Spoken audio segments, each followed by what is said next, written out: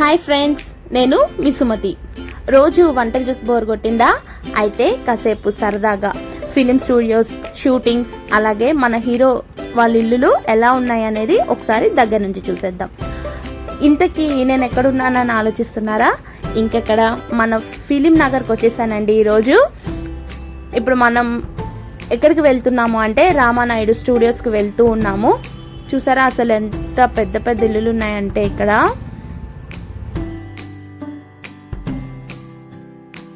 ఇక్కడ మనకు కనిపిస్తూ ఉంది కదండి ఒక బుడ్డోడు, అలాగే ఒక సింహం.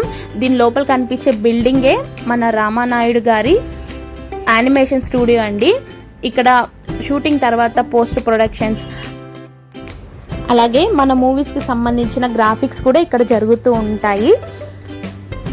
మన రానా గారు మూవీస్లోకి రాకముందు దీన్ని చూసుకుంటూ ఉండేవారట. అలాగే దీన్ని ఆనుకొని మనకి రామానాయుడు గారి స్టూడియోస్ ఉంటాయండి.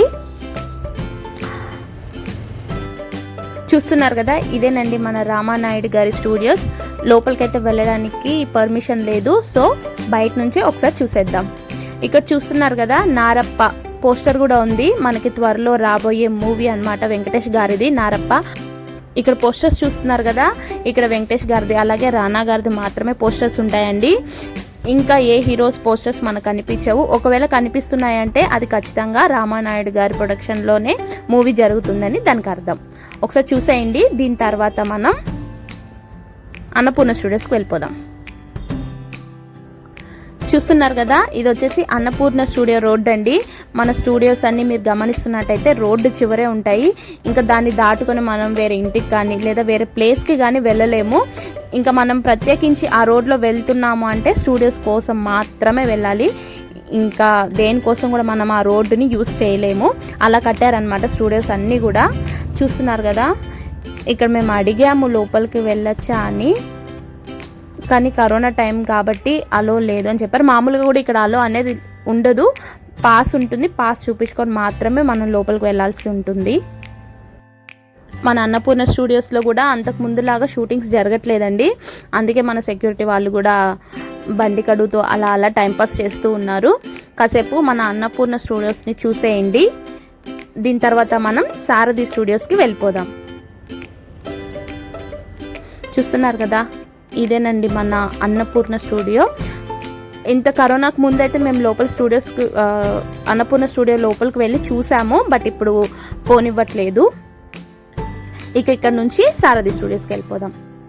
చూస్తున్నారు కదా, ఈ సారథి స్టూడియోస్ అయితే మనకి మైత్రివనం దగ్గర నుంచి ఎదురుగా కనిపిస్తూ ఉంటుందండి. చాలా పెద్దగా ఉంటుంది ఆ రోడ్డు అంతా కూడా మనకి సారథి స్టూడియోసే. చూస్తున్నారు కదా, ఇప్పుడు మనకు కనిపించే బిల్డింగ్ కూడా సారథి స్టూడియోసేనండి. ఇప్పుడు నేను చూపిస్తున్నది అంతా కూడా మీకు ఆ లోపల అంతా కూడా సారథి స్టూడియోసే. చాలా పెద్దగా ఉంటుంది ఇది కూడా లోపల.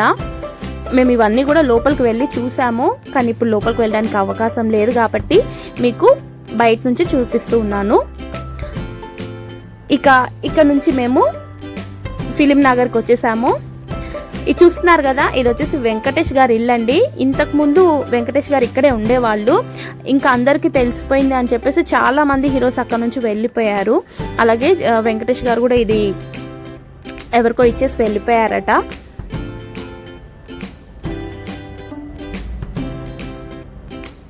దీని పక్కనే మనకి మోహన్ బాబు గారి ఇల్లు ఉంటుందండి. చూస్తున్నారు కదండి, ఇదే మన మోహన్ బాబు గారి ఇల్లు. ప్రెసెంట్ మోహన్ బాబు గారు కూడా ఇక్కడ లేరు, ఖాళీ చేసి వెళ్ళిపోయారు. కాకపోతే మంచులక్ష్మి గారు ఇక్కడే ఉంటున్నారంట, కాస్త సెంటిమెంట్గా ఫీల్ అయ్యి. చూసారు కదా, ఇక్కడ పోస్టర్స్ అన్నీ కూడా మన మంచులక్ష్మి గారిది, అలాగే మనోజ్ది, వాళ్ళ పెద్దబ్బాయిది. ఏదైనా మూవీస్ వచ్చాయి అంటే ఆ పోస్టర్స్ మాత్రమే మనకి ఇక్కడ కనిపిస్తూ ఉంటాయి అన్నమాట.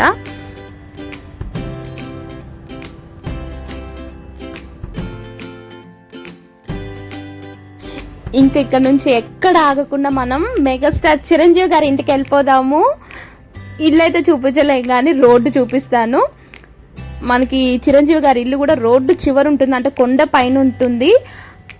అది ఎలాంటి ప్లేస్ అంటే పక్కన కానీ వెనకాల కానీ ముందు కానీ ఎవ్వరు ఇల్లు కట్టుకోవడానికి అవకాశమే లేదు. అలాంటి ప్లేస్ మన మెగాస్టార్ గారు ఇల్లు కట్టుకున్నారు. వావ్, నాకు అది చాలా ఎగ్జైటింగ్గా అనిపించిందండి. చిరంజీవి గారి ఇంటికి అసలు బయట నుంచి చూడడమే ఒక అదృష్టంగా ఫీల్ అవుతున్నాను. చూసారు కదా, ఇప్పుడు మనకు కనిపిస్తున్నదంతా కూడా చిరంజీవి గారి ఇల్లే. ఇక్కడ మనకు బయట చూస్తున్నారు కదా, ముగ్గురు సెక్యూరిటీ వాళ్ళు ఉన్నారు. అసలు ఇక్కడ వాళ్ళు మనం వీడియో తీస్తుంటేనే ఒప్పుకోలేదండి, కానీ మీకోసం మనకి కొంచెం రిస్క్ తీసుకొని మరీ తీసాము. మనకి లోపల ఒక ఇన్స్పెక్టర్ అలాగే 2 కానిస్టేబుల్ కూడా ఉన్నారు. చూసారు కదా, ఇదంతా కూడా కొండ కింద ప్రాంతం. మనం ఇప్పుడు కొండ పైన ఉన్నాము. ఇక్కడైతే మామూలుగా రోజుకి చాలా మంది అంటే వందల్లో వచ్చిపోతూ ఉంటారనమాట చిరంజీవి గారిని చూడాలి, బయటకు వచ్చేటప్పుడైనా చూడాలి అనే ఆశతో అక్కడ బయట ఆ రోడ్లో వెయిట్ చేస్తూ ఉంటారంట. అలాగే మన చిరంజీవి గారి మూవీస్ ఏదైనా రిలీజ్ అయినప్పుడు ఇప్పుడు మనకు ఒక రోడ్డు చూపించాను కదా, ఆ రోడ్డు అంతా నిండిపోతుంది. మన చిరంజీవి గారి క్రేజ్ మీకు తెలిసిందే కదా, ఆ మాత్రం లేకపోతే ఎలా. ఇక్కడ నుంచి మనం బాలకృష్ణ గారి ఇంటికి వచ్చేసామండి. ఇక్కడ మీరు చూస్తున్నారు కదా గేట్, దాని లోపల బాలకృష్ణ గారి ఇల్లు. బాలకృష్ణ గారు మాత్రం మెయిన్ రోడ్లోనే ఉంటుంది ఇల్లు, అసలు మారలేదండి. ఫస్ట్ నుంచి కూడా అదే ఇల్లు, ఇప్పుడు కూడా అక్కడే ఉన్నారు. చూస్తున్నారు కదా, ఇప్పుడు మనం చూసేది మాత్రం ఇది జూనియర్ ఎన్టీఆర్ గారిది గెస్ట్ హౌస్ అండి. ఎప్పుడైనా వచ్చిపోతూ ఉంటారంట.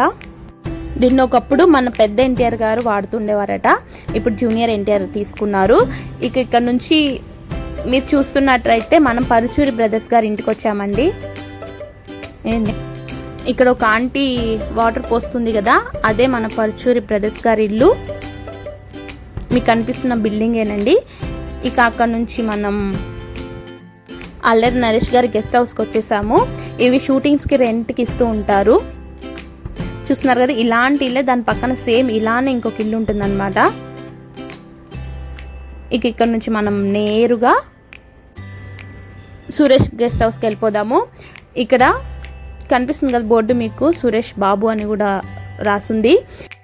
ఇక్కడ వచ్చేసి ప్రీ ప్రొడక్షన్ జరుగుతుంటుందండి.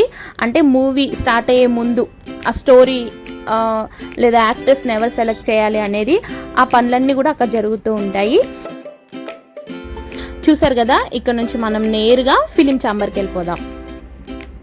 చూస్తున్నారు కదా, తెలుగు చలనచిత్ర వాణిజ్య మండలి అని ఉంది. ఇదేనండి ఫిలిం ఛాంబర్. ఇక్కడ మెంబర్షిప్ ఉన్న వాళ్ళకి ఏ సమస్య వచ్చినా కూడా పరిష్కారం దొరుకుతుంది. అలాగే సినిమాకి సంబంధించి రిజిస్ట్రేషన్ కానీ ఇంకేదైనా సరే ఇక్కడ జరుగుతుంటాయి. అలాగే దీని పక్కనే మనకి ఫిలిం నగర్ టెంపుల్ కనిపిస్తూ ఉంది. ఇక్కడేనండి అన్ని షూటింగ్స్, అంటే అన్ని దేవుళ్ళు ఉంటారు ఈ గుడిలో, అన్ని షూటింగ్స్ కూడా చాలా వరకు ఇక్కడ జరుగుతూ ఉంటాయి. సినిమా వాళ్ళందరూ కలిసి కట్టించుకున్న గుడి అండి.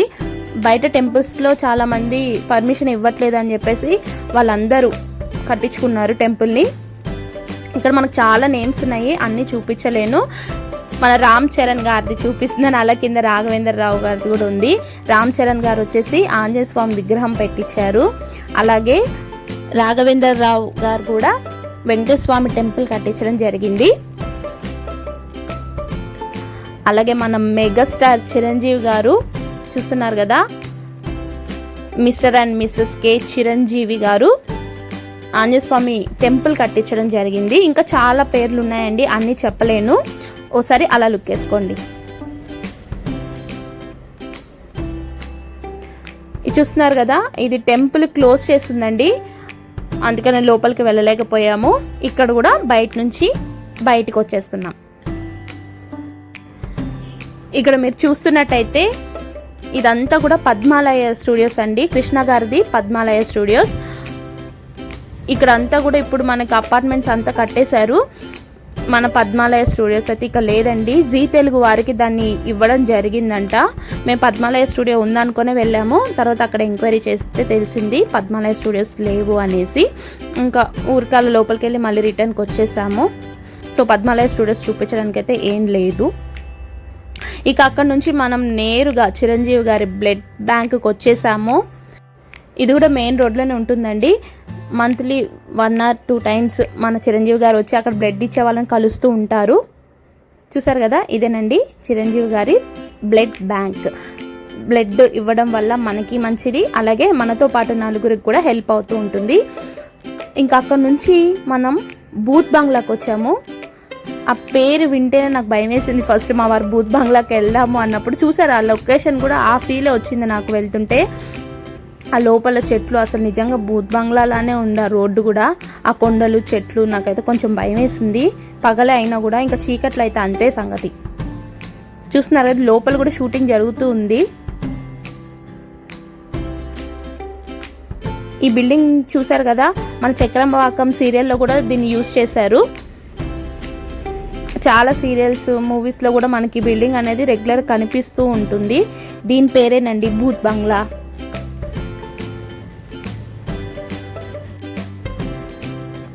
ఇది చూస్తున్నారు కదా, చుట్టుపక్కల అయితే బిల్డింగ్ అయితే చాలా చిన్నదే, కానీ చుట్టుపక్కల ప్లేస్ మాత్రం చాలా పెద్దదండి.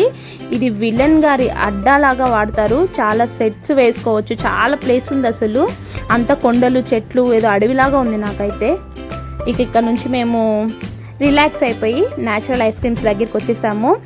న్యాచురల్ ఐస్ క్రీమ్ స్పెషల్ ఏంటి అంటే, మనం ఏ ఫ్రూట్ ఐస్ క్రీమ్ తీసుకుంటే ఆ ఫ్రూట్ తిన్న ఫీలింగే వస్తుంది. అందులో ఏం మాత్రం డౌట్ లేదు. హైదరాబాద్కి వస్తే మాత్రం నేను ఖచ్చితంగా న్యాచురల్ ఐస్ క్రీమ్ తిని తీరాల్సిందే.